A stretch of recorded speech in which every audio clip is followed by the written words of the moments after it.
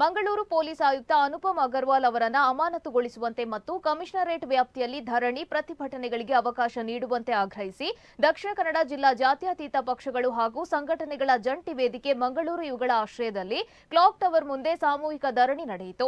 ಧರಣಿ ಉದ್ಘಾಟಿಸಿ ಮಾತನಾಡಿದ ದಕ್ಷಿಣ ಕನ್ನಡ ಜಿಲ್ಲಾ ಸಿಪಿಎಂ ಕಾರ್ಯದರ್ಶಿ ಮುನೀರ್ ಕಾಟಿಪಳ್ಳ ಅವರು, ಮಂಗಳೂರು ಪೊಲೀಸ್ ಆಯುಕ್ತ ಅನುಪಮ್ ಅಗರ್ವಾಲ್ ಅವರನ್ನು ವರ್ಗಾವಣೆಗೆ ಆಗ್ರಹಿಸಿ ಕಳೆದೊಂದು ತಿಂಗಳಿನಿಂದ ಹೋರಾಟ ನಡೀತಾ ಇದೆ. ರಾಜ್ಯ ಸರ್ಕಾರ ನಮ್ಮ ಬೇಡಿಕೆಯನ್ನ ಈಡೇರಿಸುತ್ತದೆ ಎಂಬ ಭರವಸೆ ಇದೆ. ಮುಖ್ಯಮಂತ್ರಿ ಸಿದ್ದರಾಮಯ್ಯರವರ ಬಗ್ಗೆ ನಮಗೆ ನಂಬಿಕೆ ಇದೆ. ಮಂಗಳೂರು ಸುಸಂಸ್ಕೃತ ನಗರ, ಇಲ್ಲಿ ಪೊಲೀಸ್ ಅಧಿಕಾರಿ ವಿರುದ್ಧ ಇಷ್ಟೊಂದು ದೀರ್ಘಾವಧಿ ಪ್ರತಿಭಟನೆ ಇವರೆಗೂ ನಡೆದಿಲ್ಲ, ಅದು ಕೂಡ ಜನಪರ ಸಂಘಟನೆಗಳಿಂದ.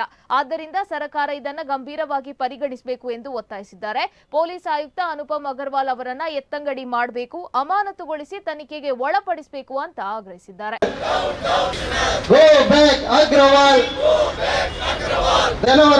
ಜನಪರ ಚಳವಳಿಗಳು ಕೇವಲವೆಂದು ತಿರಸ್ಕಾರದಿಂದ ಕಾಣುವ ನೀವು ಮಂಗಳೂರು ಬಿಟ್ಟು ತೊಲಗಿ ಬಿಡಿ, ಮಂಗಳೂರು ಬಿಟ್ಟು ತೊಲಗಿ ಬಿಡಿ.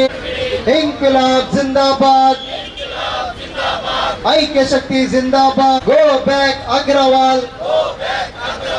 ಧರಣಿ ಪ್ರತಿಭಟನೆ ಹಕ್ಕು, ಜನತೆಯ ಹಕ್ಕು.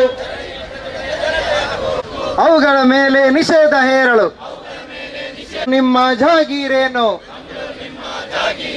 ದರ್ಪದವಲಿತ್ತಿನ ಅಧಿಕಾರಿಗಳಿಗೆ ಕವಡೆ ಕಾಸಿನ ಕಿಮ್ಮತ್ತಿಲ್ಲ. ಅಲ್ಲೋ mister Agrawal, go back Agrawal. ಬಲಾಢ್ಯ ಜನಗಳು ನಡು ರಸ್ತೆಯಲ್ಲಿ ಫುಡ್ ಫೆಸ್ಟ್ ಜನತೆಯ ಬದುಕಿಗೆ ಬೆಂಕಿ ಹಚ್ಚುವ ಕೋಮುವಾದಿ ಗಲಭೆಕೋರರು ಇಳಿದು ಹಾರಾಟಬಹುದು.